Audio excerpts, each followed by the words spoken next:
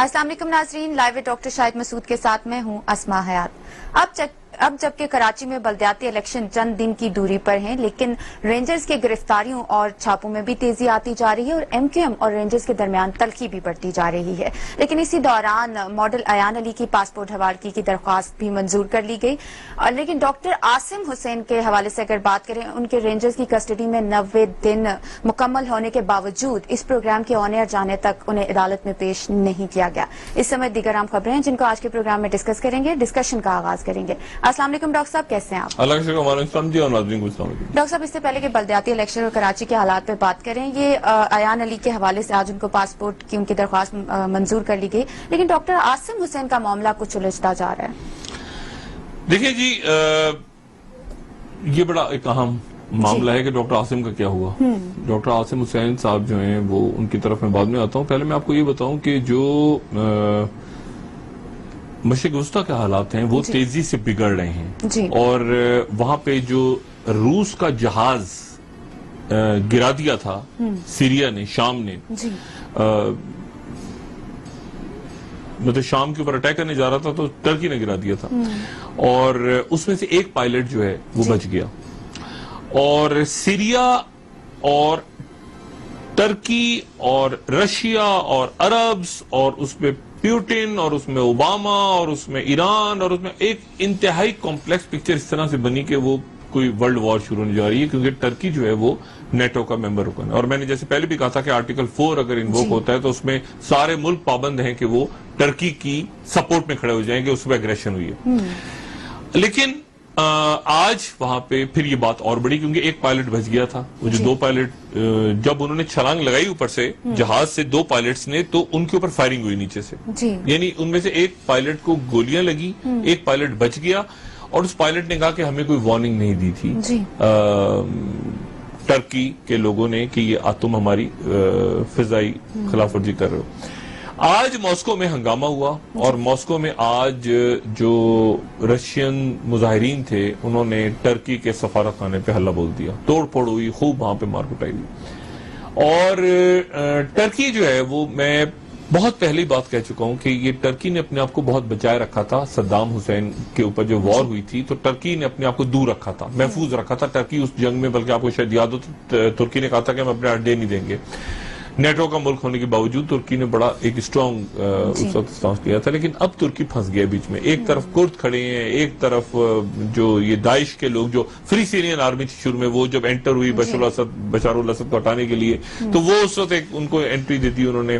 फिर अरब मुल्क पसंद नहीं करते तुर्की को, जो मर्जी आप कह लें कि इस वक्त अलाइज हैं, लेकिन एक वो उस्मानी खिलाफत, अरब अजम का मामला, और उस्मानी खिलाफत टूटी थी तो ये अरब मुल्क बने थे ना, लेकिन ये सारे तो अरब मुल्कों में थे, तो उसमें लॉरेंस ऑफ अरेबिया और ये सारा, तो उस्मानी खिलाफत टूटने से ही तो अरब मुल्क बने थे, सारे खलीजी रियासत थे। तो ये दिलों के अंदर जो है इनके बात सारी खराब है। और वो तो वो मामला जो है ना वो तुर्की बीच में फंस गया है। और मुझे ये कहना तो नहीं चाहिए, लेकिन ऐसा लगता है जैसे 80 की दिहाई में जो पाकिस्तान का हाल होता है, प्रॉक्सी वॉर शुरू हो गई थी मुख्तलिफ बड़े मुल्कों की, तो इस वक्त तुर्की में वो, तुर्की 80 का पाकिस्तान है, यूं समझ लें आप, कि वहां पे वो प्रॉक्सी घुसे हुए हैं, कोई इस मुल्क का घुसा हुआ है, कोई उस मुल्क का घुस गया है, कोई अरब मुल्क का घुसा हुआ है, कोई। तो तुर्की को अल्लाह ताला खैरियत से रखे। लेकिन एक अच्छी बात ये हुई है कि वो जो हाईएस्ट लेवल पे डिप्लोमेटिक रिलेशनशिप थी वो बहाल है इस वक्त प्यूटिन की तुर्की के आला तरीन हुकाम के साथ, और दौरा मुलतवी नहीं हो रहा। लेकिन तुर्की पे नजर रखना जरूरी है, क्योंकि ये कहीं एक बहुत बड़ा क्योंकि बशरुल असद को हटाना 1 जनवरी की डेडलाइन है कि उसने बशरुल असद ने हटना है वहां से। उसका हटना भी बड़ा मुश्किल है, उसका रहना भी बड़ा मुश्किल है। तो मशरिक़ वस्ता की सूरत हाल पे गहरी नजर रखी जाए, क्योंकि पाकिस्तान उससे आने वाले दिनों में बराह रास्त मुतासर हो सकता है। वो टेंशन वहां कम नहीं हो रही, वो जो टेंशन है वो बढ़ ही रही है। बल्कि जब से बशरुल असद को हटाने की बात हुई है तो उस टेंशन में और इजाफा हो गया, और हर मिनट नया पहलू आ रहा है सामने। कुछ देर पहले चला रही थी कि तुर्की में धमाकों की आवाज सुनाई दी, लेकिन उसकी तस्दीक नहीं हुई इस्तांबुल में। लेकिन बहरहाल देखते हैं कि ये मामला आगे कहां जाता है। आज आपने दूसरी जो बात की वो ये कि अयान अली साहिबा जो है उनका पासपोर्ट अदालत ने वापस कर दिया, और पासपोर्ट लेने के बाद अब वो ईसीएल पे उनका नाम डला हुआ है। لیکن میں اب اس کو زیادہ امپورٹنس نہیں دے رہا جی کیونکہ ای سی ایل پہ نام تو ان کا ڈل گیا لیکن اب وہ ای سی ایل سے نام بھی ان کا ہٹ سکتا ہے کسی وقت بھی اور وہ ملک سے باہر جا سکتی ہیں. تو اب وہ جو بات تھی جو میں کہہ رہا تھا کہ جج صاحب ایسا کریں اور یہ کریں اور حکومت ایسا کرے اور ایسا کرے, اس بات کی اب امپورٹنس بہت زیادہ نہیں رہی. جی میں ایک جملہ صرف اس میں ایڈ کروں گا اور وہ ایڈ کروں گا کہ آپ, اور میں اس کی تشریح نہیں کروں گا, کہ موجودہ سیٹ اپ جو ہے اس کے خلاف آپ ایک طویل چارج شیٹ میں ایک جملہ اور ایڈ کر لیں جی کہ یہ جو ایان علی کا معاملہ چھڑا اور اس میں جو قوتیں آئیں اور جو قوتیں ادھر سے آئیں جو ادھر سے آئیں اور یہ سامنے اصل میں سامنے جو بات آئی تو اس کے نتیجے میں ایک چارج شیٹ, طویل چارج شیٹ میں ایک نقطہ اور ایڈ کریں جی اس پورے سسٹم کے اگینسٹ. اور یہ بات میں کچھ اندازہ لگا کے بھی کہہ رہا ہوں اور کچھ بات اپنی جو انفارمیشنز ہیں ادھر ادھر سے ان کو جوڑ جاڑ کے پھر آدمی اندازہ لگاتے ہیں. بہت سارے لوگ کہتے ہیں ڈاکٹر صاحب آپ یہ بتائیں کہ آپ کب سے جانتے ہیں زرداری صاحب کو.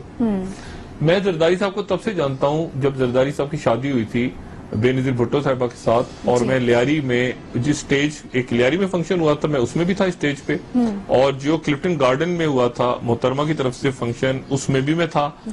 میں زرداری صاحب کو اس وقت سے جانتا ہوں, ٹھیک ہے, اور ظاہر محترمہ کو اس سے پہلے سے جانتا تھا.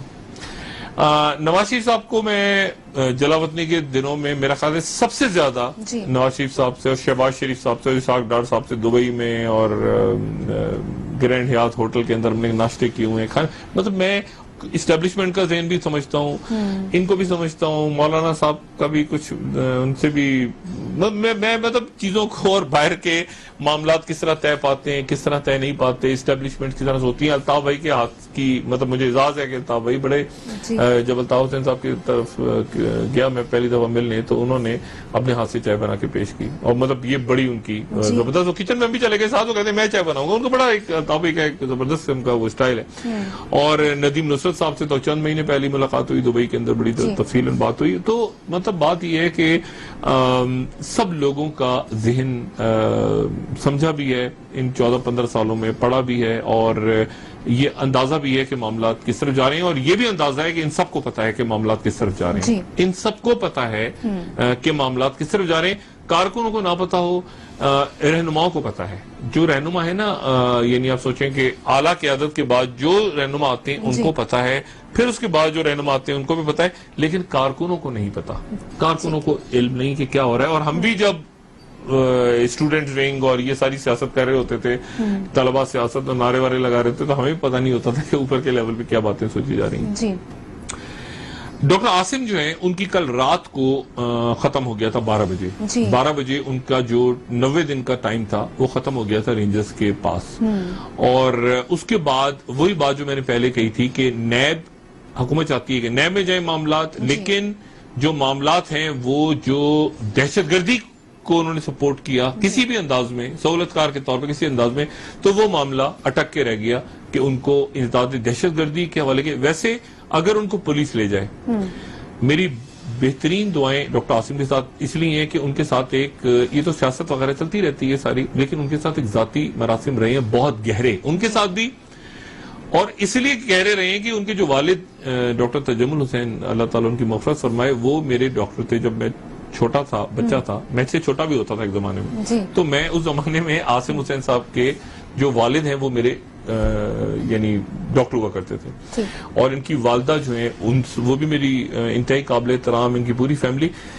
مجھے یہ ہے کہ اگر ان کو رہا کر دیا گیا تو پھر فوری طور پہ ان کو کسی پروٹیکٹیو کسٹڈی میں رکھنا بہت ضروری ہے, کیونکہ انہوں نے کیا بات کی ہے کیا بات نہیں کی اندر, ان کی جان کو خطرہ ہے. بالکل ویسے ہی جیسے سلمان مجاہد بلوچ جو ایم این اے ہیں جن کی میں نے کل ذکر کیا تھا, ان کو بھی بہت زیادہ سیکیورٹی پرووائڈ ہوگی. غالباً وہ واحد رکن ہیں اس وقت ایم کیو ایم کے جن کی سب سے زیادہ سیکیورٹی کی جا رہی ہے.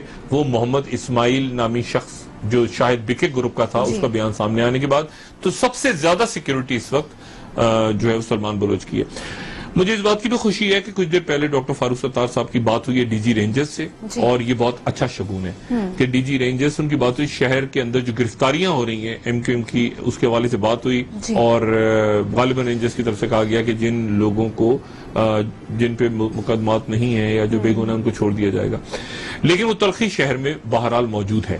عاصم حسین صاحب کو آج نہیں پیش کیا گیا 90 دن پورے ہونے کے باوجود, اور ان کے جو وکیل ہیں وہ انہوں نے پیٹیشن دائر کی ہے اور انہوں نے کہا ہے کہ اب عاصم حسین کو چھوڑ دیا جائے اور رہا کیا جائے, کیونکہ اب وہ ایک غیر قانونی کسٹڈی میں 90 دن تو پورے ہو گئے, اب کیوں رکھا ہوا ہے ان کو. یہ جو سارا معاملہ ہے نا, یہ اب اس میں آپشنز کم ہوتے جا رہے ہیں, اس میں آپشنز کم ہو رہے ہیں سارے سٹیک ہولڈرز کے پاس. جیسے میاں صاحب کے پاس بھی آپشنز کم ہے کہ وہ اب کیا کریں, یعنی آپ دیکھیں نا میاں صاحب اب کیا کریں, آپشنز کم ہیں. میاں صاحب وہ جملہ یاد کریں جو زرداری صاحب نے بہت پہلے کہا تھا کہ ہم آپس میں لڑتے رہتے ہیں اور بلہ آتا ہے اور دودھ پی جاتا ہے, یاد ہے آپ کو؟ جب وہ میاں صاحب کے ذہن میں وہ بات ہے, اور وہ بات دیکھیں یہ جو کل ہوا نا کوٹیکنا کیس, یہ کوٹیکنا کیس کے کاغذات جو ہیں وہ اس بیس پہ ہو گیا کہ پیپر نہیں پروڈیوس ہوئے. وہ پیپر تو ہمارے پاس ہیں, یہ نہیں, اگر لوگوں کو یاد ہو یہ 12 ڈبے جو نکلے تھے, یہ 12 ڈبوں کی فوٹیج یاد ہے, 12 ڈبے ہر چینل پہ چل رہے تھے. یہ فوٹیج ایکچولی میرے ہی پروگرام میرے مطابق میں پہلی دفعہ فوٹیج چلی تھی جیو پہ, اور یہ فوٹیج جو ہے یہ 12 ڈبے جو تھے یہ ہم نے ہی ایک خفیہ آپریشن کیا تھا جب میں جیو میں تھا, اور ہماری پوری جیو کی ٹیم اس میں انوالو تھی, اور ہم نے وہاں پہ جا کے یہ واجد بھائی ہمارے محترم واجد شمس الحسن صاحب وہاں نکلے تھے, اور یہ ہم نے 12 ڈبوں کی ایک فوٹیج بنائی تھی. اور ایک کمال کی بات یہ تھی کہ اس میں آج یہ بتاؤں کہ جو کیمرامین تھا نا وہ لوکل ہائر ہوا تھا, وہ یعنی لوکل سوئٹزرلینڈ کا کیمرامین تھا, اور اس کی وجہ سے وہ پھنس گیا, اس کو پتہ نہیں تھا کہ واجد بھائی کون سے, تو واجد بھائی اس طرف نکل پڑے, وہ کیمرہ لے کے وہ مائک لے کے ادھر چلا گیا. تو یہ ہم نے ہی کیا تھا, یہ جو خفیہ آپریشن تھا نا کلینٹرسٹین آپریشن, یہ ہم نے کیا تھا جیو کی طرف سے. اور وہ جو پیپرز ہیں جن کی کہا گیا کہ اوریجنل لائی جائے تو فیصلہ ہوگا, وہ پیپرز بھی, اس کی کاپی تو ہمارے پاس بھی ہے. جو کاپی ہے, اگر وہ اسکرین پہ کاپی تو یہ ہمارے پاس ہے. اب یہ اتنی دھندلی کاپی ہے کہ آپ کو لگتا ہے کہ یہ اصل کاغذات سے نہیں نکلی ہوگی. کتنی کلیئرٹی ہے, ایک لفظ اس میں سے پڑھ لیں آپ, ایک لفظ پڑھ, اس کا مطلب ہے کہیں نہ کہیں تو اصل کاغذات موجود ہیں جو ان ڈبوں میں سے نکلے تھے. اب بات یہ ہے کہ یہ کیس حکومت نے کیا تھا, حکومت پاکستان کا کیس تھا جو کہ کوٹیکنا کیس تھا. صحیح غلط چھوڑ دیں آپ, یہ حکومت پاکستان کا کیس تھا. اچھا, اور بائی دا وے یہ وہ کیسز ہیں جو کہ منی لانڈرنگ کے اندر پریزنٹ ہوئے کانگریس میں, اور کانگریس کو چیئر کر رہے تھے اس وقت, اس میں کیری صاحب بھی موجود تھے اور باقی لوگ بھی. دوبارہ چھوڑیں, اب آ جائیں اس بات پہ کہ یہ چونکہ پیپرز نہیں پروڈیوس ہوئے اوریجنل, تو اس لیے وہ کیس ختم ہو گیا. لیکن ان میں سے سارے کیسز, احتساب عدالت ہے نا, تو سارے کیسز میں نے آج میرا خیال ہے بے شم بہت سارے جو ریٹائرڈ ججز ہیں, ٹیلی فون پہ ان کو لینا مناسب نہیں تھا, میں نے ان سے بھی بات کی, میں نے لائر سے بھی بات کی. میں نے کہا جی کیا ہوا ہے؟ انہوں نے کہا جی اس میں سے کوئی بھی کیس جو ہے وہ دوبارہ سپریم کورٹ میں چیلنج ہو جائے گا. یہ نہیں کہا کہ ہو سکتا ہے, انہوں نے کہا ہو جائے گا, کیونکہ میں نے کہا کاغذات تو غائب ہیں. انہوں نے کہا ڈاکٹر صاحب آپ کا کیا خیال ہے, اصل کاغذات غائب ہیں؟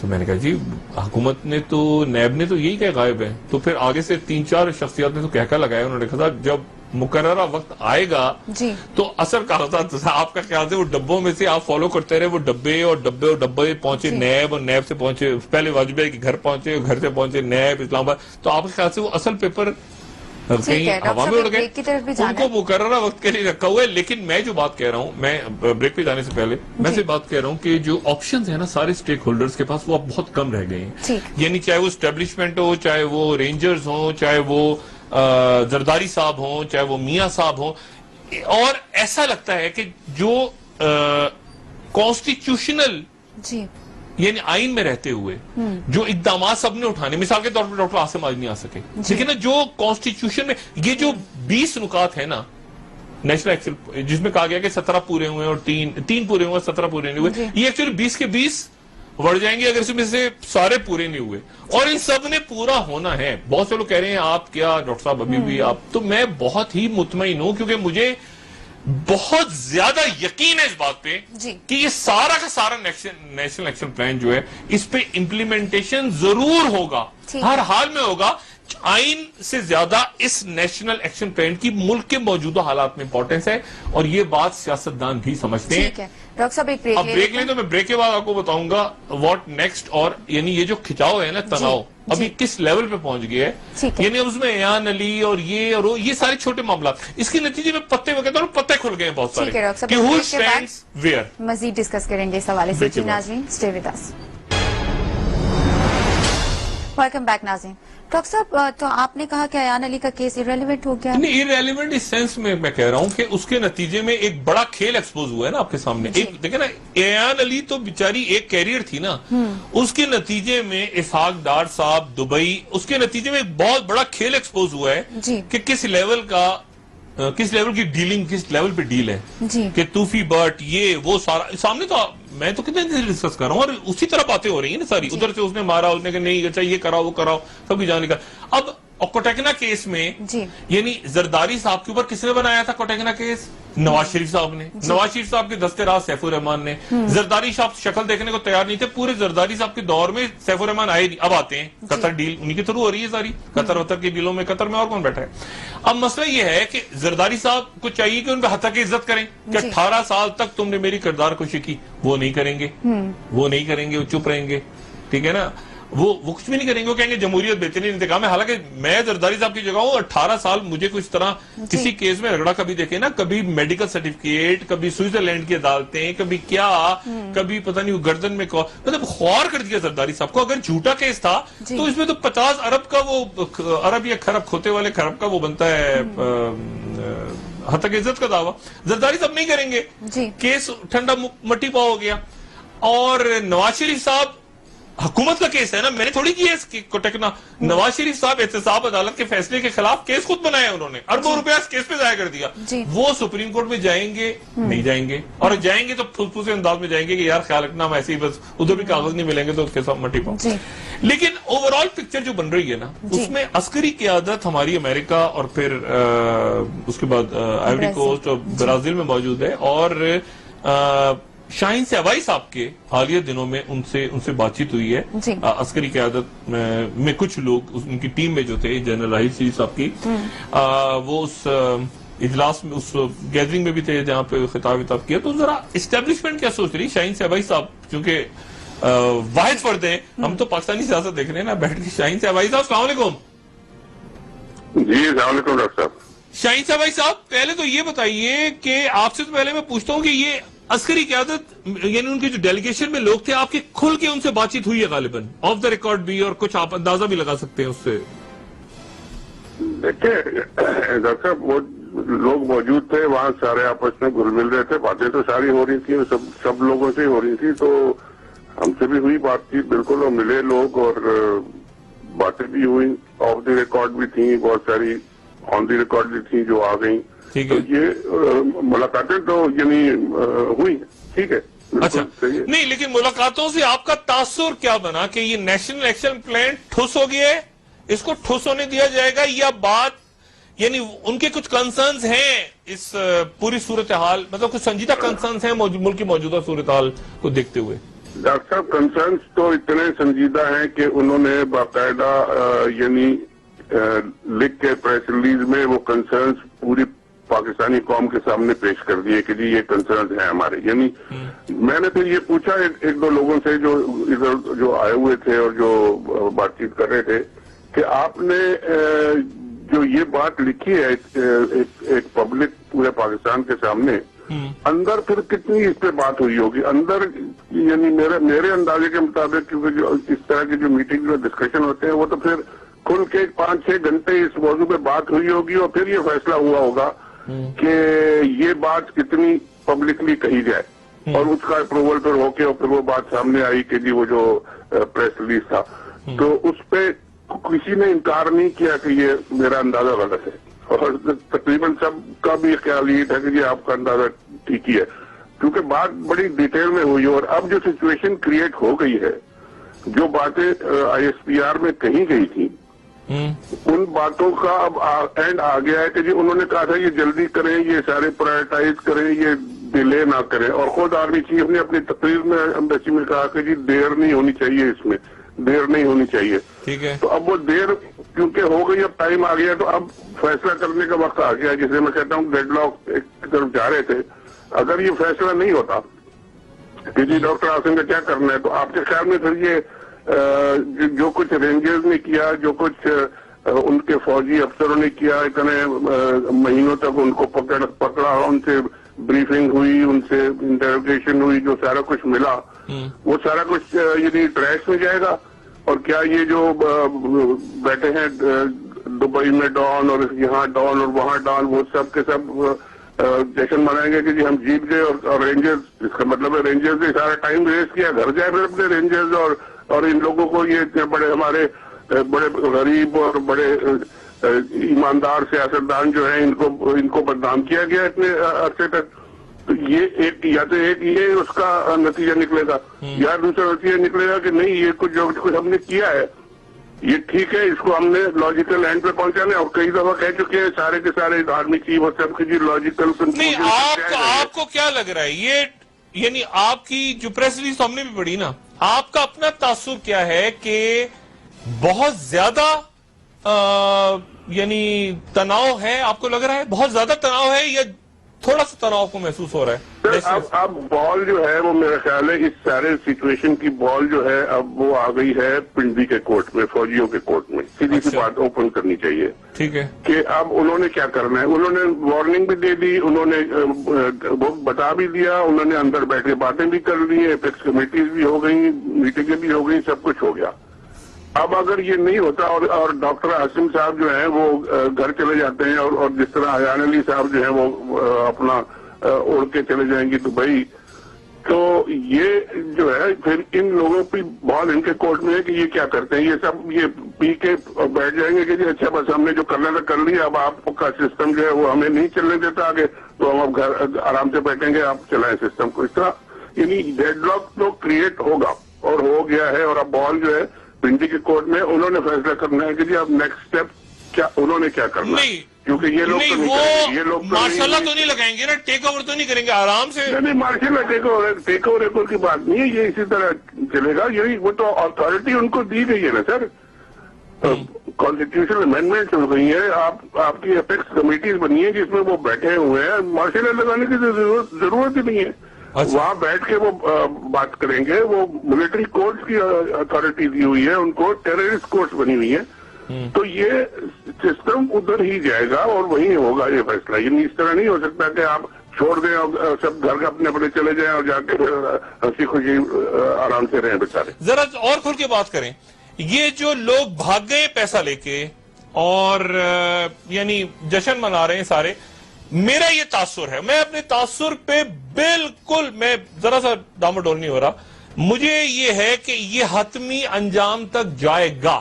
اچھا یہ کوئی انا کا مسئلہ کسی کا نہیں, یہ ریاست کا مسئلہ ہے, نہ یہ فوج کا مسئلہ ہے, نہ سیاستدانوں کا. یہ پورے جو ایک تیسری پارٹی بھی تو ہے نا, وہ 20 کروڑ لوگ بھی تو بیٹھے ہیں نا اس ملک میں, وہ یہ پوری ریاست کا مسئلہ ہے کہ یہ نیشنل ایکشن پلان پہ مکمل طور پہ عمل ہو. میں تو ایک بات کہتا ہوں, سیدھی بات ہے, کھل کے بات کریں نا. جی آرمی چیف نے 10 دفعہ یہ کہا ہے کہ جی یہ لاجیکل کنکلوژن پہ جائے گا. ٹھیک ہے, اگر یہ نہیں جاتا تو پھر آرمی چیف کو ریزائن کرنا چاہیے. پھر وہ یا تو وہ غلط کہہ رہے تھے, یا وہ پھر فیل ہو گئے اپنا جو کام جو ان کو ٹاسک دیا گیا تھا, یا انہوں نے جو ٹاسک دیا تھا اس میں. تو یہ تو ایک سینیریو ہے. لاجیکل کنکلوژن پہ جائے گا, اگر لے جائیں گے تو پھر یہ سیاستدانوں کی ایسی تیسی ہوگی, پھر یہ تیار ہو جائیں. اور اگر یہ راستے میں رکیں گے تو ٹکراؤ ہوگا, اور ٹکراؤ ہوگا تو پھر آپ سمجھ لیں کہ اس کا مطلب کیا ہے.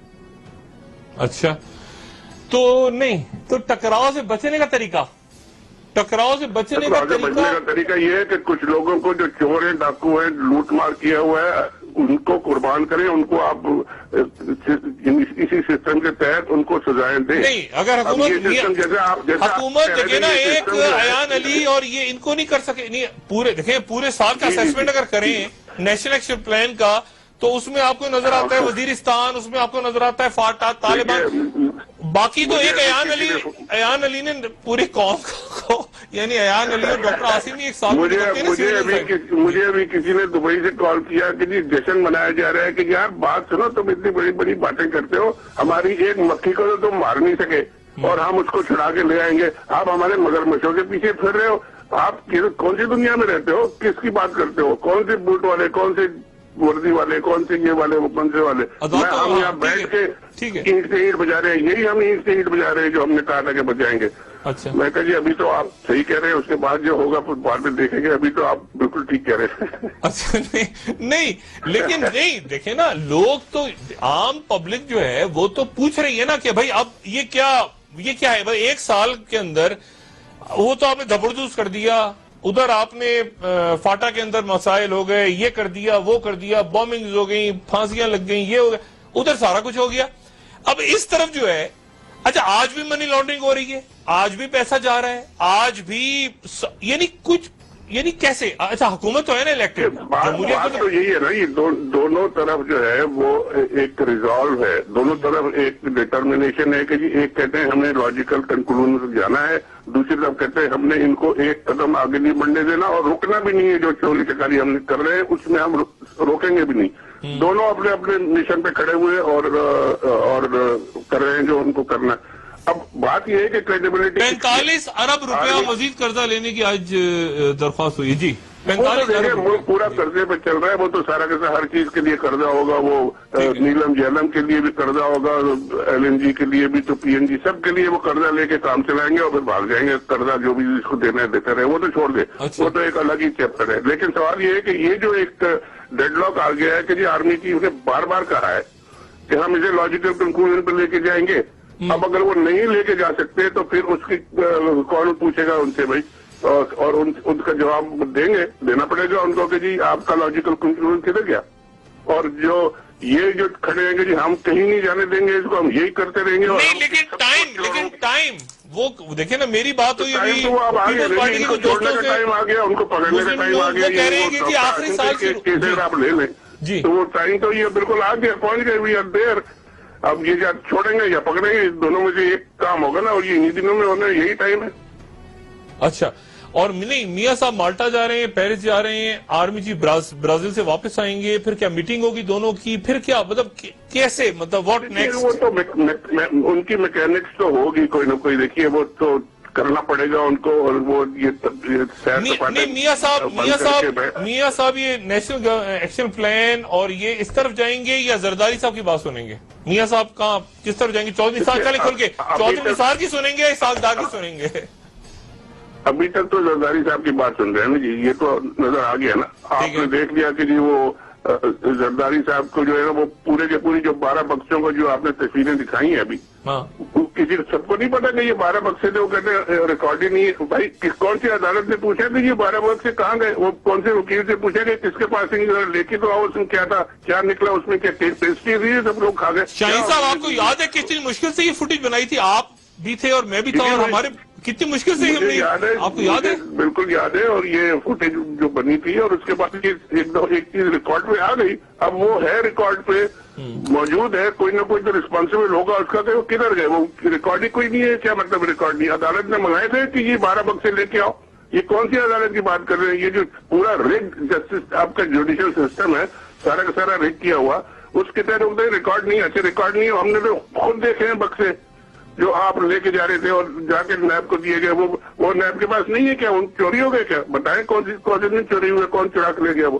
یہ سب یعنی ایک فساد ہے جو کہ کھڑا کیا گیا، اور یہ آپ کو نہیں چلنے دیں گے. یہی بات ہے کہ یہ چلنے نہیں دیں گے، یہی کام کریں گے. یہ اب دوبارہ اپیل میں جائیں گے، وہاں پہ بھی جا کے کہیں گے کہ ہمارے پاس تو کوئی ڈاکومنٹ ہی نہیں ہے، اپیل بھی ریجیکٹ ہو جائے گی، پھر آپ اپیل بھی نہیں کر سکتے. حکومت ہے نا، ٹھیک ہے. نہیں تو یعنی نہیں تو میاں صاحب اگر سنیں گے اسحاق ڈار صاحب کی، یعنی اسحاق ڈار سے مراد یہ کہ وہ سنیں گے زرداری صاحب کی، تو پھر اس کے نتیجے میں یعنی پھر کیا ہوگا؟ مطلب واٹ نیکسٹ؟ پھر وہ کہیں گے نیشنل ایکشن پلان کو بند کر دیتے ہیں ہم. دیکھیے واٹ نیکسٹ یہی ہے کہ جی رینجرز نے پکڑا تھا ڈاکٹر عاصم کو، رینجرز کا کام ہے ان کو پروزیکیوٹ کرنا، ان کو کیفر کردار تک پہنچانا. جو ثبوت جمع کیے ہیں رینجرز نے، وہ رینجرز نے کیے نا، میں نے تو نہیں، آپ نے تو نہیں کیے، انہوں نے لے جا کے دیے. اب اگر ان کو وہ چھوڑ دیتے ہیں تو رینجرز کی کیا پوزیشن رہے گی؟ इतने दिन आपने सारे कौम को लटकाई रखा, रोज प्रेस रिलीज इशू कर रहे हैं, तर्जुमान बोल रहे हैं, ये बोल रहे हैं, वो बोल रहे हैं, उसके बाद वो कहेंगे जी हमारे पास तो कुछ नहीं है, आप घर जाएं, और चले जाएं, मुल्क छोड़ के। बीच में कहीं जैन बच्चे की वालदा जो है रोती हुई चली गई सुप्रीम कोर्ट से, ये भी तो है ना सारा तमाशा, जुडिशियल सिस्टम में वो रोती हुई चली गई। छोटे छोटे मक्खियों को तो छोड़ देना जी, वो अगर वो दुबई वाले कहते हैं हमारी एक छोटी सी मक्खी को आप नहीं पकड़ सके, जो पकड़ रही थी उसको नहीं आप मार सके, तो बाकी यदि मगरमच्छों को क्या पकड़ेंगे, तो ये बाकी को तो छोड़ दे, वो तो बेचारे किसी खाते में ही नहीं है। लेकिन ये जो केस सामने आ गए हैं, अब ये रेंजर्स की जिम्मेदारी है कि वो उनको प्रोसिक्यूट करें, और अगर नहीं वो करते तो रेंजर्स सर देखिए, रेंजर्स तो सब बात सुनेगी नहीं जब पिंडी में फैसला होगा। मैं नीचे तो देखिए ना, पिंडी और इस्लामाबाद, मियां साहब तो यानी जरदारी साहब भी एक वक्त ऐसा था ना, कहते थे टेक ओवर कर लो तो मैं सियासी फ्रीजर में चले जाएंगे, वो तो कोई इशू नहीं है, वो तो माशाल्लाह तो इशू ही नहीं है ना, माशाल्लाह तो मसाइल को हल नहीं करता। माशाल्लाह इशू नहीं है, फैसला करना है तो इन्होंने जो सिस्टम बनाया है, जो मिडिल एक रास्ता निकाला था कि जी एपेक्स कमेटी बनेगी जिसमें सब बैठ के फैसला करेंगे, वो किधर गया? वहां पे फैसले होंगे, ये वही नहीं एपेक्स कमेटियों में। अरे शाहीन साहब वो तो भाग जाते थे, जिसका नाम शो करते थे, इसको पकड़ना है वो भाग जाता था, काका वाका ये वो सारे भाग गए। मेरा सवाल ये है कि ये तो आपको लगता है कि अब वो टाइम, वो क्या होता था, निसार कादरी का साहब का एक जुमला एक ड्रामे में आता था, वक्त कम है और मुकाबला सख्त, ये वो वाली सूरत हाल है।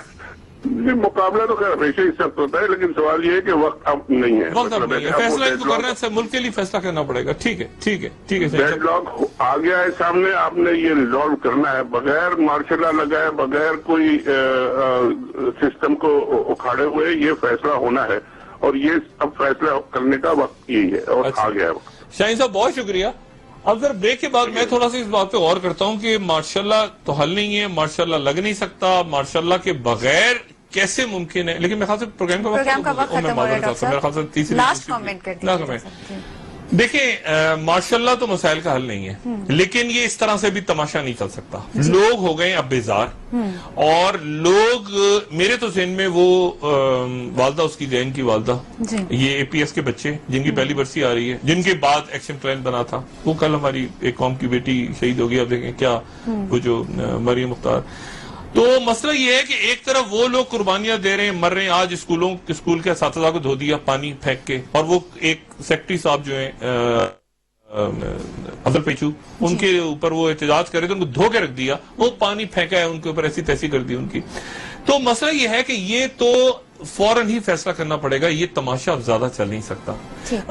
रिग्ड इलेक्शंस पूरे मुल्क में हो रहे हैं, बल्दियाती इलेक्शंस, रिग्ड इलेक्शंस, जाने चली गई लोगों की, और उसके दरमियान इलेक्शन कमीशन भी एक अजीबो गरीब ढीठ किस्म का इलेक्शन कमीशन है, जैसे नैब है वो एक ही टट्टू बट्टू है ना, एक ही सारे उसके सिस्टम के, तो वैसे जैसा नैब वैसा वो।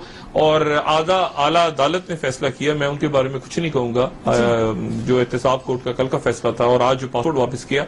लेकिन मैं हमेशा एक बात कहता रहा हूं कि सारी अदालतों से ऊपर एक अदालत और मौजूद है, एक नैब और मौजूद है, और ये दुनिया, ये कुदरत, ये माशरे कानून की बुनियाद पे नहीं चलते, इंसाफ की बुनियाद पे चलते हैं। बिल्कुल ठीक, कानून नहीं जी। कानून तो ये होता है ना कि अमेरिका में गे मैरिजेज अलाउ हो गई, कानून की क्या हैसियत होती है?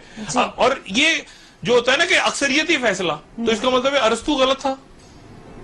अगर अक्सरियती फैसला तो अरस्तु झूठा था, बाकी सारे सही थे। और अगर ये बात थी तो अक्सरियती फैसला, तो जब मक्का में रसूलुल्लाह सल्लल्लाहु अलैहि वसल्लम ने इस्लाम का पैगाम फैलाना शुरू किया था, तो उस वक्त अक्सरियत वहां वोटिंग होती तो कौन जीतता? ये फजूल बातें होती हैं कि एक आदमी रह गया, एक डॉक्टर शायद बोल रहा है, दो चार और पागल बोल रहे हैं। नहीं, बात यह है कानून कुछ और है जी, इंसाफ कुछ और। बिल्कुल ठीक है डॉक्टर साहब। कानून के तहत आपने छोड़ दिया, क्या इंसाफ हुआ? नहीं हुआ। इंसाफ नहीं हुआ तो माशरे नहीं चल सकते। ठीक है डॉक्टर साहब, आपका बहुत शुक्रिया। प्रोग्राम का वक्त खत्म हो गया। नाज़रीन, हमारे साथ रहने के लिए आपका भी शुक्रिया। आपके फीडबैक का इंतजार रहेगा। आज के लिए इतना ही जी डॉक्टर साहब। अपने दोस्तों रिश्तेदारों गिरदो नवा के लोगों का सब ख्याल रखिएगा। अल्लाह हाफिज।